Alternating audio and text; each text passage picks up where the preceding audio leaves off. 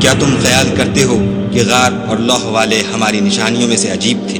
جب وہ جوان غار میں جا رہے تو کہنے لگے کہ اے ہمارے پروردگار، ہم پر اپنے ہاں سے رحمت نازل فرما اور ہمارے کام میں درستی کے سامان مہیا کر۔ تو ہم نے غار میں کئی سال تک ان کے کانوں پر نیند کا پردہ ڈالے، یعنی ان کو سلائے رکھا، پھر ان کو جگہ اٹھایا تاکہ معلوم کریں کہ جتنی مدت وہ غار میں رہے دونوں جماعتوں میں سے اس کی مقدار کس کو خوب یاد ہے۔ ہم ان کے حالات تم سے صحیح صحیح بیان کرتے ہیں۔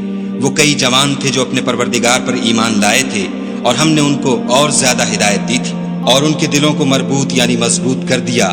جب وہ اٹھ کھڑے ہوئے تو کہنے لگے کہ ہمارا پروردگار آسمانوں اور زمین کا مالک ہے، ہم اس کے سوا کسی کو معبود سمجھ کر نہ پکاریں گے۔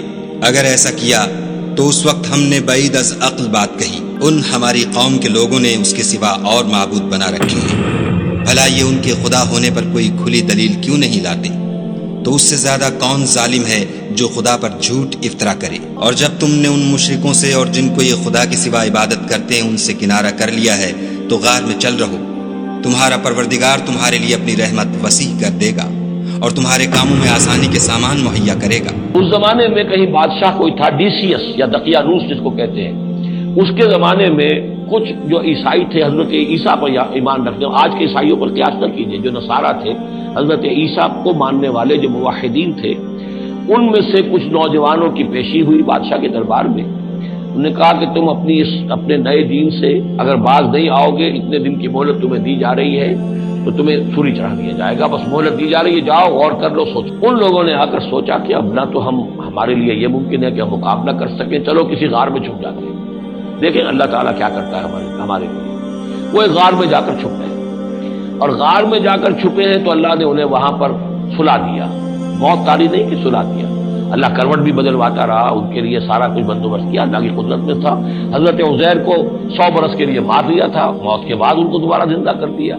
لیکن یہ کہ ان کا معاملہ یہ ہے کہ ان کو وہاں پر جو ہے تقریباً 300 برس یہ وہاں پر پڑے رہے اس غار کے اندر۔ غار کی شکل کچھ خاص ایسی تھی کہ ادھر آنا جانا لوگوں کا تھا ہی نہیں، اور یہ ہے جو موجودہ ترکی کے علاقے میں شہر ایفسس ہے، اس کے آس پاس ہیں اس طرح کے غار، جیسے ایجنٹا کے غار ہندوستان کے مشہور ہیں، ایسے ہی وہاں بھی غاروں کا سلسلہ ہے، اور ہیں بھی وہ ایسے کہ ان کے دہانے جو ہیں وہ ہے شمال کی جانب، تو دھوپ ان میں براہ راست نہیں جاتی، صرف یہ کہ ریفلیکٹڈ لائٹ تو آتی ہے لیکن یہ کہ براہ راست دھوپ نہیں جاتی، تو ایک طرح کا اندھیرا سا اس کے اندر ٹوائی لائٹ جسے آپ کہہ لیں وہ رہتا ہے سارا دن۔ وہاں پر یہ 300 برس تک سوتے رہے۔ اس 300 برس کے عرصے میں یہ ہوا کہ رومن امپائر جو ہے اس نے خود عیسائیت اختیار کر لی۔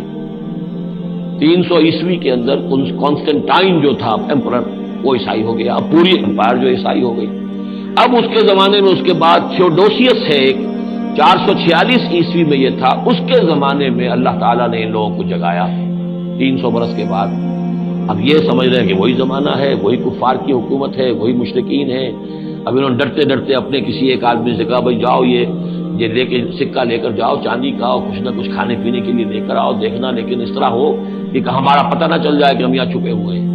وہاں جو گئے انہوں نے وہ سکہ پیش کیا اور کہا یہ سکہ تمہارے پاس کہاں سے آیا؟ یہ تو بہت پرانا سکہ ہے، تو 400 سال پرانا، 300 سال پرانا سکہ کہاں سے لے آئے؟